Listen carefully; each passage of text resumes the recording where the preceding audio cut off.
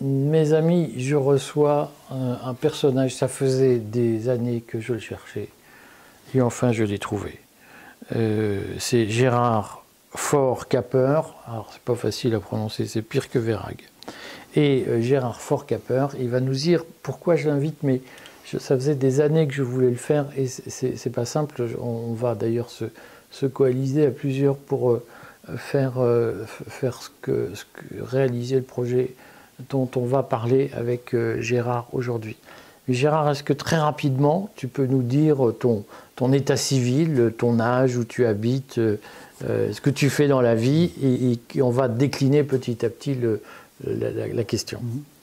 Alors moi, je suis né en 53, j'ai donc 71 ans, je suis fils de gendarme, je suis rentré très jeune dans la banque et j'y suis resté toute ma vie. Jusqu'à la retraite que j'ai prise il y a 10 ans. Et une fois en retraite, j'ai continué à faire de la banque, donc à travailler au niveau de la banque et notamment des associations qui avaient un certain nombre de clients qui avaient des réclamations et autres. Et depuis 10 ans, je traite des dossiers bancaires, de réclamations. Alors il y a de tout, notamment des conséquences de faillite, il y a des frais indus, il y a beaucoup de choses, enfin beaucoup de clients qui ont été malmenés par la banque. Et moi, bon, je reste un banquier, c'est-à-dire qu'en fait, je regarde bien ce que la banque a fait de bien et qu'est-ce qu'elle a fait de mal. Où est le problème? Et à partir de là, je transfère à l'avocate avec qui je travaille depuis 15 ans, qui est maître Debay à Versailles, je lui transfère le dossier. Et ensuite, on travaille ensemble. Alors, pour que les gens comprennent bien, donc, ce que tu fais en réalité, c'est que tu aides des clients des banques mis en difficulté par la banque ou en litige avec leur banque. Tu les aides à se défendre contre d'éventuels abus bancaires. C'est ça ton champ d'intervention, parce que tu connais très bien le droit bancaire et le droit de la protection de la clientèle en matière bancaire. Et tu aides les gens à défendre leur dossier, y compris en justice, face à la banque. C'est tout à fait ça. C'est-à-dire qu'en fait, on m'amène des dossiers, c'est souvent des petits entrepreneurs. Bon, il y a des liquidations, des faillites, il y a beaucoup de choses dedans. Et moi, je fouille, je cherche d'abord, à l'origine, la banque. Qu'est-ce qu'elle a fait? Qu'est-ce qui est correct? Qu'est-ce qui n'est pas correct? Et à partir de là, bon, le premier point, par exemple, sont les commissions d'intervention. Elles sont interdites. Et ça, Alors explique-nous ce qu'est une commission d'intervention, parce que là ce que tu vas nous expliquer, on rentre dans l'interview, tu vas nous expliquer comment les banques violent le droit pour gagner de l'argent sur le dos de leurs clients en difficulté. Voilà. Comme je disais, quand je commence un dossier, je vais tout de suite au départ sur les commissions d'intervention. Il s'avère que c'est pris depuis l'ouverture du compte, c'est des sommes importantes. C'est quoi concrètement une commission d'intervention? Une commission d'intervention, c'est une facturation de la banque. C'est dans le cas où un client a sur son compte une écriture qui se présente alors qu'il n'y a pas de provision. Vous avez 200 € sur le compte, il y a un chèque de 500 qui se présente. La banque refuse, normalement. Mais la banque, qui a aussi un service de crédit, qui doit vendre, entre guillemets, des crédits, va se demander, est-ce que je ne vais pas lui faire un crédit de ce qui manque, c'est-à-dire des 300 € qui manquent. Donc pour ça, je mène les investigations, est-ce qu'il est bon client, quand vient sa paye, etc., etc. Et je prends la décision, par exemple, de lui accorder le découvert. Je lui accorde un découvert ponctuel. Ce découvert de 300 € permet à l'écriture d'être payée. Les banques disent tout souvent, on va voir si on paye l'écriture ou non. Ça, c'est une erreur de langage.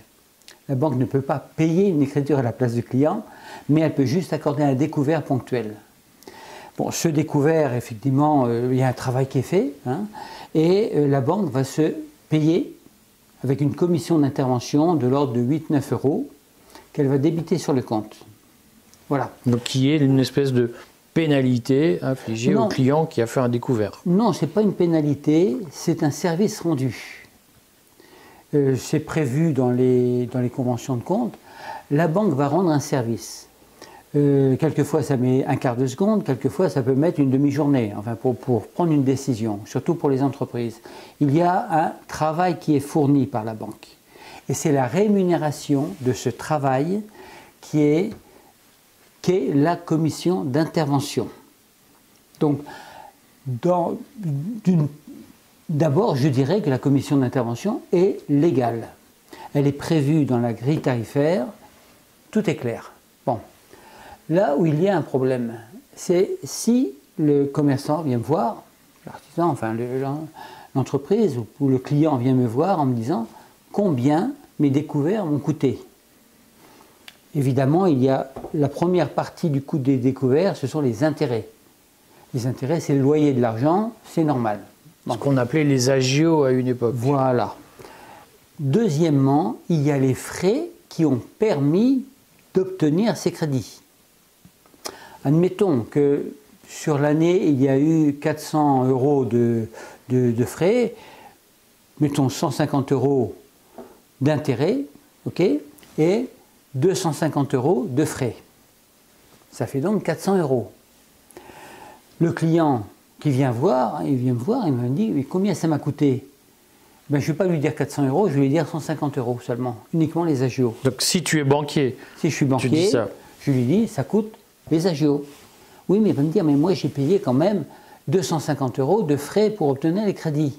C'est donc lié au découvert. Donc ça fait partie du coût du découvert. Je dis ben non.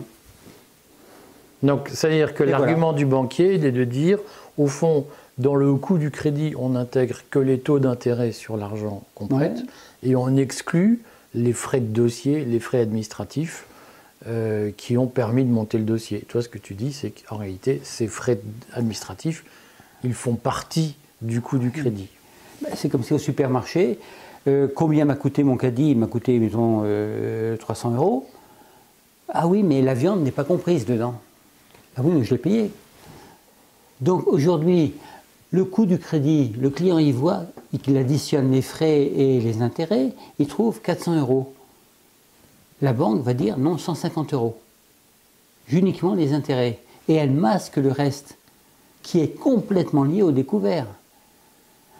Alors pourquoi elle le masque maintenant? C'est ça la question. Ben pour une raison simple. C'est que quand vous avez le coût des découverts, il est exprimé par un taux effectif global.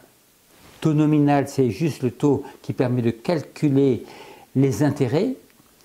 Et quand on rajoute le coût global, nous avons le taux effectif global. Le TEG. TEG, voilà. Donc, ce taux effectif global, si la banque rajoute les frais aux intérêts, comme je le démontre, ben le taux effectif global ne sera plus de 8%, il sera de 50%, 60%.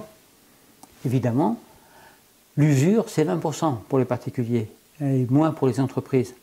Au-delà, si la banque prête au-delà de 20%, c'est un délit d'usure. C'est 3 ans de prison. Donc, la banque n'a pas le droit. Alors, plutôt que de dire on commet un délit d'usure, ce qui est la réalité, ben elle dit ben non, ça compte pas. Avec, au fond, une complicité du ministère des Finances qui ne va pas gratter, puisqu'on sait qu'il y a régulièrement des travaux qui sont faits, notamment des mises en garde des parlementaires sur les excès des frais bancaires. Oui. Le gouverneur de la Banque de France lui-même, qui est un ancien banquier de la BNP, a mis en garde et a exigé des banques qu'elles clarifient leur politique tarifaire. Et malgré cela, les banques, ou certaines banques en tout cas, résistent. Est-ce que toutes les banques ont la même attitude vis-à-vis de ces frais? À ma connaissance, oui.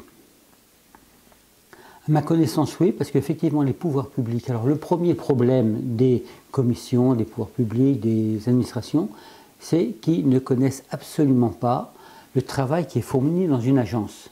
Mais c'est ce travail en agence qui génère les frais. Et alors, que ce soit au ministère, que ce soit dans les différents organismes, s'ils ne connaissent pas le travail, s'ils ne savent pas que le banquier il a regardé s'il allait pouvoir accorder un découvert, ils ne peuvent pas répondre. Alors, qu'est-ce qu'ils répondent? Ben, ils vont chercher dans les jurisprudences. Et des jurisprudences, enfin nous on en a avec Katia, on en a déjà 29, où La banque donc nous a donné Katia, raison. dis-nous qui est Debay, Katia. pardon. Katia Debay est l'avocate avec qui je travaille depuis 15 ans maintenant. Et on travaille ensemble, c'est-à-dire que je monte les dossiers. Donc je fais des études comme celle-ci, c'est énorme. On travaille ensemble et c'est elle qui va plaider, qui va défendre. Je ne suis pas un juriste, donc je ne peux pas accéder au tribunal. Mais Katia Debay connaît maintenant parfaitement le droit bancaire. Et c'est là-dessus qu'on se base. Vous voyez, on se base sur la logique. Et en face de nous, nous avons des avocats des banques qui ont été dépêchés par les services juridiques des banques. Mais les services juridiques des banques, ce ne sont pas des banquiers de base. Ils ne connaissent pas. Le métier de guichet. Le métier quotidien, le guichet, ils ne savent pas ce que c'est. Et tous vont dire, ben oui, mais les frais d'intervention, ce n'est pas compris dans le calcul du TEG. Ben si. Ben si, c'est compris dedans. Alors, on va venir à ton activité et on va expliquer ce qu'on propose à nos auditeurs, nos lecteurs de faire. On va venir à ton activité, mais je voulais continuer la mise en contexte, comme on dit. Est-ce qu'aujourd'hui, on a une idée du volume global de ces commissions d'intervention qui sont prélevées par les banques en France? Combien ça coûte aux clients et dont tu nous dis que globalement, en plaidant, on peut souligner l'irrégularité ou l'illégalité de ces commissions. Ça représente un volume de combien tout? On parle, si je prends les chiffres de la Banque de France, on parle de 6 milliards par an. C'est-à-dire que si on récupère sur 10 ans, c'est 60 milliards. Voilà. Et ça, effectivement, c'est 60 milliards qui ont été retirés de l'économie. 60 milliards sur 10 ans. Sur 10 ans. 60 milliards qui sont retirés de l'économie. Évidemment, il n'y a pas eu de TVA dessus, il n'y a pas eu d'impôt sur les sociétés dessus, puisque ça a diminué les résultats des entreprises. Et ces 60 milliards ont été acquis illégalement. Alors, donc pour resituer, parce que beaucoup de gens sont perdus dans les chiffres, le crédit agricole, par exemple, dégage environ entre 6 et 8 milliards de bénéfices par an, c'est de cet ordre-là. Donc, ce que tu nous dis, c'est qu'une part importante des bénéfices des banques, donc il n'y a pas que le crédit agricole, hein, toutes les banques font plusieurs dizaines de milliards de bénéfices chaque année, mais une part importante de ces bénéfices vient de commissions imposées à des clients et qui n'auraient pas dû l'être. Oui, exactement. Exactement. Et c'est vrai qu'aujourd'hui, les gens ont du mal à se défendre. Les tribunaux, ben, ce n'est pas leur métier non plus, ils ne comprennent pas grand-chose à cette question. Il faut faire la démonstration carrément sur un paperboard. Hein. Alors les banques se défendent de toutes les manières. J'ai une affaire actuellement sur Chartres, d'une banque que je ne citerai pas. Ben, tu vois, papa, à la banque là-bas, ils ne sont pas tout à fait dans les normes.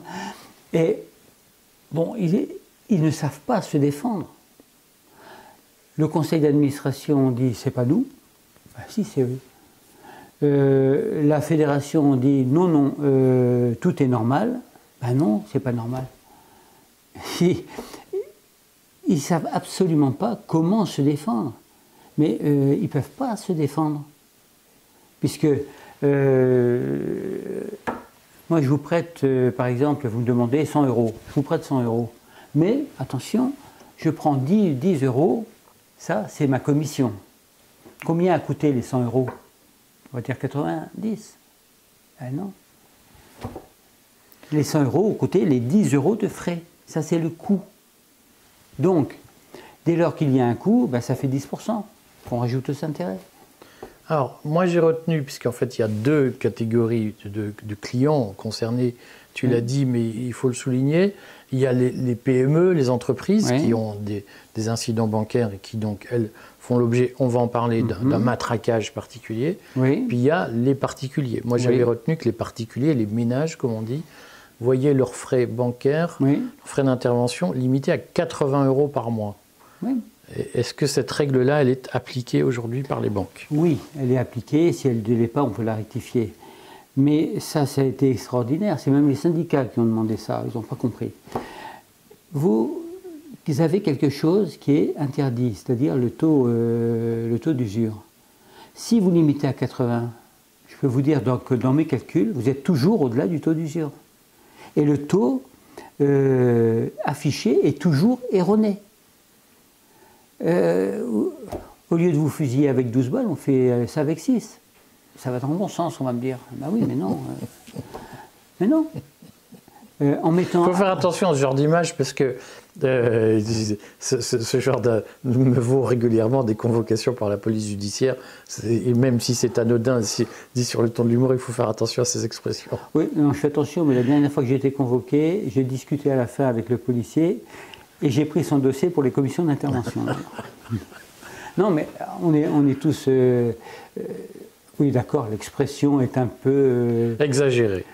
Voilà, c'est des relents de bidasse, mais c'est exagéré, d'accord. En tout cas, le fait de limiter à 80 eh ben, baisse un peu le taux, mais le taux est toujours illégal. Donc toi, quand on va dérouler la pelote, toi ce que tu proposes concrètement, c'est une aide. Donc tu as écrit un livre que je vais montrer tout à l'heure à l'écran sur les commissions d'intervention. Ouais. Qui est en fait une espèce de guide de comment se défendre contre les abus bancaires. Toi, ce que tu proposes, c'est un service juridique avec Katia Debay, qui est avocate au barreau de Versailles, de mémoire. Tu proposes un service juridique pour accompagner les victimes des banques et les aider à faire valoir leurs droits, c'est ça? Oui, c'est ce qu'on fait, depuis 15 ans. D'une part, moi, j'étudie d'abord, je regarde, pour voir effectivement s'il y a beaucoup de frais. Si c'est des petits montants, ce n'est pas la peine, le coût sera trop important. Ensuite, une fois qu'on est d'accord, on se voit avec Katia Debay, donc moi je fais l'étude. L'étude montre à l'écran voilà. Voilà. Alors ça, c'est l'exemple d'une étude. L'étude... C'est épais. C'est épais, puisque je reprends, depuis là c'est 5 ans, toutes les écritures une à une. Donc c'est un travail de romain, comme on dit. Oh, c'est un travail de romain, puisque là, on retrouve l'extrait de compte, et de l'extrait de compte, je recalcule le nombre de jours où le compte a été à découvert, en mettant les dates de valeur. Ce nombre de jours, je calcule quel est le taux, donc ce qui me donne le taux nominal, les intérêts sont normaux, hein. Et je rajoute les commissions d'intervention. Et je fais la formule à l'envers, ce qui me permet de voir que là j'ai un premier, j'ai un truc sous les yeux mais j'ai pas mes lunettes. Là je suis 483%. Comme c'est des petits montants, évidemment ça monte très vite. Pour donner une idée, les particuliers, si je tape sur 5 ans, les particuliers c'est en général 6 000, 7 000 euros qu'on récupère. Par dossier. Par dossier. Les entreprises, c'est de l'ordre de 18 000 euros. Mais j'ai eu un client, il y avait 217 000 euros. Un autre que je suis en train de traiter, et là on est en cours d'appel à Agen. Le cours d'appel, ça doit être Toulouse ou Poitiers, je ne sais plus. Là, il y a 67 000 euros à récupérer. L'affaire que j'ai actuellement, il y a 29 000 euros à récupérer. Donc pour les entreprises, ce sont quand même des gros montants. Sachant que dès lors que la Cour, le tribunal, constate que le taux effectif global est erroné, évidemment il perd son droit, c'est le remboursement de toutes les commissions d'intervention, mais il perd son droit aux intérêts. Donc non seulement on rembourse les commissions d'intervention, mais par conséquence on rembourse également les intérêts. Donc ça fait des belles sommes. Ça fait quand même des belles sommes. Et pour une entreprise, bon, une petite entreprise, hein, une TPE ou une PME, ça lui fait tout de suite un ballon d'oxygène. Il y a 24 000 euros qui tombent, voilà. Et d'un autre côté, bon, la banque ne va pas oser recommencer. C'est quand même 300, 400, 500 euros par mois de frais en moins. Donc, si on prend toutes les entreprises qui sont touchées, et elles sont toutes touchées, si on fait des actions judiciaires pour récupérer les frais d'intervention ainsi que les intérêts, eh bien, vous avez un cercle vertueux qui s'installe, c'est-à-dire qu'une entreprise, eh bien, le barman, Le cafetier, il va changer son bar, donc il va faire travailler le menuisier, qui lui-même a des nouvelles commandes et un ballon d'oxygène. Il va changer de voiture, prendre une camionnette, mais le garagiste lui-même a aussi récupéré des fonds. Et on appelle ça un cercle vertueux en économie. Donc dans la pratique, je voulais dire, et on va se revoir, on va lancer deux actions. D'abord, moi je crois, je souhaite qu'on crée une association de défense des usagers des banques, parce que, au fond, comme tu as dit, c'est un sujet très compliqué, et il faut aider les gens. Et je souhaite par ailleurs que sur le courrier, on commence une série de formations sur la chaîne payante Patrimoine pour aider les gens à s'en sortir. Alors simplement, ce qu'il faut dire clairement, c'est que tu mets combien de temps le dossier jaune là, que tu as, qui est à pavé, tu as mis combien de temps à le fabriquer? Là, je travaille ça avec une autre personne, donc, que tu as rencontré dernièrement. Un truc comme ça met 15 jours. Il y a quand même 15 jours de boulot, parce qu'il faut tout reprendre. Et d'autre part, le banquier, bon, les banquiers me connaissent, je suis défavorablement connu de leur service. Le banquier, qu'est-ce qu'il va faire? Il sait qu'il ne peut pas aller contre le principe. Ben oui, les frais d'intervention, ça augmente le coût du découvert et donc le taux. Alors il va chercher, ici, il manque le numéro, là, il y a une crotte de mouche, là, on voit. Il fait ça à l'américaine, en disant, mais oui, mais ici, il y a 2 centimes de différence, ça c'est authentique, 2 centimes de différence. Voyez, monsieur le juge, avec quel peu de sérieux on fait ces études. Ça, je l'ai eu. Donc, vous avez un banquier en face qui va se défendre à l'américaine, c'est-à-dire, évidemment, il ne va pas aller sur le fond, il va chercher sur la forme. On a reçu le document le lendemain. Ou bien, alors, l'étude n'a pas été faite de manière contradictoire. Alors ça, j'adore. Parce que l'étude est envoyée à la banque, en recommandé, accusé-réception, en précisant bien que le rédacteur de l'étude, à savoir moi-même, se tient à l'entière disposition de la banque pour examiner cette étude. Donc je me propose, je vais vous voir.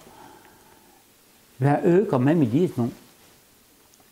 Alors, j'ai eu c'est à Douai, un référé qui a dit que dès lors que l'on prouve que la banque a reçu l'étude et qu'elle a l'accusé-réception, on considère que ce n'est pas parce qu'ils ne l'ont pas étudiée qu'elle n'est pas contradictoire. Et ça, on a le référé de Douai. Et en plus, c'est tout à fait logique. Alors, donc, ce qu'on voulait proposer, c'est à nos lecteurs, on va les faire réagir. On fera un sondage sur le fil Telegram. Rejoignez-le si vous ne l'avez pas encore rejoint. L'adresse se situe juste en dessous de Gérard, donc vous pouvez y aller, c'est gratuit. Je veux faire deux choses. C'est d'abord les formations en ligne, ou en tout cas les informations sur la chaîne Patrimoine. Donc vous comprenez que comme ce sont des vrais travaux, il est normal que ce soit payant, et que ça vous fait gagner de l'argent si vous êtes en litige avec une banque. Est-ce que les gens, est-ce que tu défends beaucoup de particuliers? Alors écoute, depuis 15 ans, mon fichier c'est 4800 personnes, j'ai regardé tout à l'heure, donc on en défend beaucoup.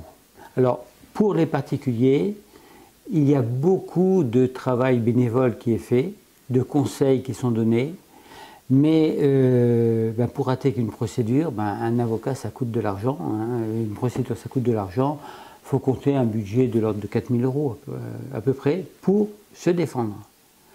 Sachant que quand je... c'est un bon prix. C'est un bon prix. Sachant que avant de facturer quoi que ce soit, je demande tout le dossier, j'étudie.